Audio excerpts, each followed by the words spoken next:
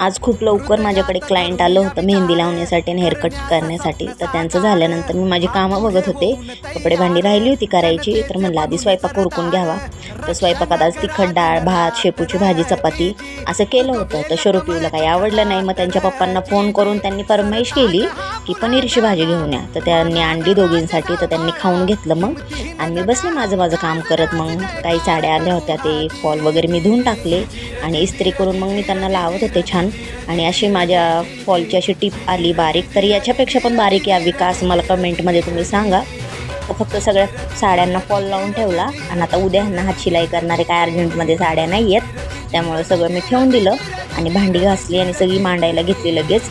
कारण या पोरी ना दोघी पण जाळी तशीच ठेवली ना, सगळे भांडे काढतात आणि खेळत बसतात. सगळे घरामध्ये पसारा करून टाकताना. आज त्या दोघींना शिवजयंती सुट्टी होती. त्या दोघी खूप सकाळपासून खेळत होत्या आणि मी कालचे कपडे वगैरे सगळे काढून घड्या घालून ठेवत होते कपाटामध्ये. तर पिऊ आणि मी गेलो संध्याकाळी बाजारात. तर छान वांगी घेतली आम्ही आणि भरलेल्या मिरच्या करायच्या आता. मग त्या पण घेतल्या होत्या आणि सुट्टे पैसे नव्हते, त्यामुळे भाजीवाला म्हणत होता सुट्टे पैसे आणून द्या. आता घरून जाताना आपण काही सुट्टे पैसे घेऊन जातो का. मग इथं पिऊने आणि मी ज्यूस पिला आणि मग त्याला सुट्टे पैसे नेऊन दिले. आणि मग ह्या मिरच्या आणल्या होत्या घरी. तर छान अशा चिरून घेतल्या आणि त्यांना असं मी पहिलं मीठ लावून घेतलं थोडंसं, कारण आतमध्ये मग मिरची अशी छान चवदार लागते नाही का, आळणी वगैरे लागत नाही.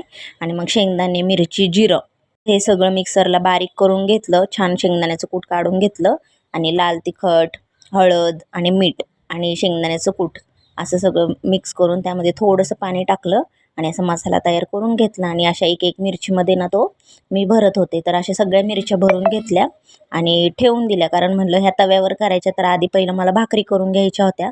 म्हणून अशा सगळ्या मिरच्या भरून एका बाजूला मी ठेवून दिल्या. आता जास्तीचा स्वयंपाक पण नव्हता, कारण दुपारची पनीरची भाजी होती. त्यामुळे फक्त आता मला ही सुकी मिरची आणि भाकरी एवढंच करायचं होतं. तर मी भाकरी करून घेतल्या आणि त्याच तव्यामध्ये तेल टाकून अशा छान मिरच्या तळून घेतल्या. आणि शिवजयंतीमुळे आमच्या इथं ना मिरवणूक आल्या होत्या चांगल्या. तर आम्ही जेवण झाल्यावर बघायला गेलो होतो. तर सगळी लहान लहान मुलं डान्स करत होती. तर खूप छान गाणी लावली होती शिवाजी महाराजांची. एवढं मोठं स्वराज्य महाराजांनी उभं केलं. तर अशा रयतेच्या राजाला मानाचा मुजरा. आणि शिवजयंतीच्या सगळ्यांना शुभेच्छा. आता भेटूया उद्याच्या व्हिडिओमध्ये. Follow, like, YouTube